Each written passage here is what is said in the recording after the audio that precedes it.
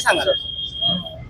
माझी फसवणूक झालेली आहे 4,65,000 फसवणारे, माझा पैसा धुणं भांडे केलेला आहे फसवणारे अमर कॉलनीतले अमर गजानन ठाकूर, माया अमर ठाकूर, छाया बंटी ठाकूर, बंटी गजानन ठाकूर या लोकांनी माझे धुणं भांड्याचे कष्टाचे पैसे 4,65,000 रुपये हडपलेले आहे. ते परत मागत असताना देत नाही आहे. 2023ला मी फैजलपुरा पोलीस स्टेशनला कंप्लेंट केलेली आहे.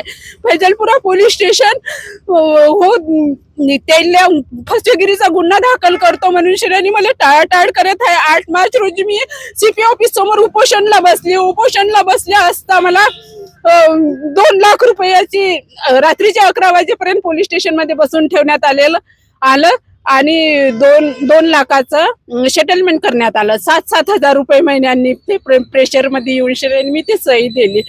आता तुम्ही सांगा 7,000 रुपयाने 2 लाख रुपये मी घेऊ का? माझ्या एवढा कष्टाचा पैसा आहे.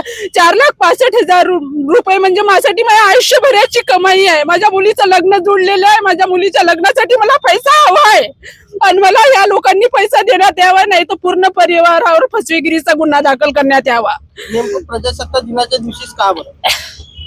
प्रजासत्ताक दिनाच्या दिवशीच का बरं? तर प्रजासत्ताक दिन स्वातंत्र्य दिन आहे ना. आज महिलासाठी अधिकार आहे, महिलासाठी सगळे काही झटणारे लोक आहे, पण माझ्यासाठी कोण आहे? आज मी अमरावतीतल्या प्रत्येक कोणत्यात जाऊन फिरलेली आमदार, खासदार, नगरसेवक, कार्यकर्ता, आज माझ्यासाठी कोण आहे?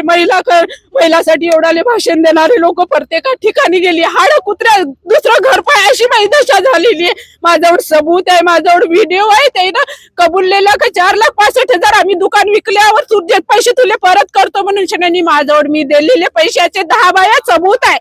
तर मला काऊन न्याय नाही भेटत आहे? मला काऊन फिरवत आहे? मला फिरवण्याचं कारण काय आहे? काऊन फिरवत आहे? मला फिरवू मी कंटाळलेली आहे. मी मानसिक त्रासानं कंटाळून गेलेली आहे. आज मला कोणी नाही द्याले, समोर नाही आलेला आहे. ना पोलीस स्टेशन आहे, ना आमदार खासदार आहे, ना नगरसेवक आहे, ना कोणी आहे. मी आज अमरावतीतल्या प्रत्येक कोणत्या धुणं भांडे करणारी 9 ते रात्री 9 वाजेपर्यंत पैदल फिरलेली आहे. या माझ्या त्रासाचा कोण जिम्मेदार आहे? यातले कोण नाही देणार आहे? एक महिलासाठी म्हणतात, महिला आझादीसाठी म्हणून महिलाले आम्ही महिलाच्या अत्याचारवर हे करू, पण त्या महिलाच्या त्याच्यासाठी हे करू. मी प्रत्येक महिलाले न्याय देणार वाल्यापाशी फिरली, महिला मंडळवाल्यापाशी गेली. महिला मंडळवाले म्हणते आम्ही नवरा बायकोचे भांडणात सोडवतो, म्हणते याच्यात आम्ही करू शकत नाही. म्हणते माझ्यासोबत असं काऊन झालं, काऊन होत आहे? मला शासनाला काय मागणी आहे तुमची? शासनाला मागणी आहे माझे पैसे परत देण्यात यावे, नाही तर मग मला त्यांच्या पूर्ण परिवार, ठाकूर परिवार, छाया, माया, अमर, बंटी याच्यावर फसवेगिरीचा गुन्हा दाखल करण्यात यावा.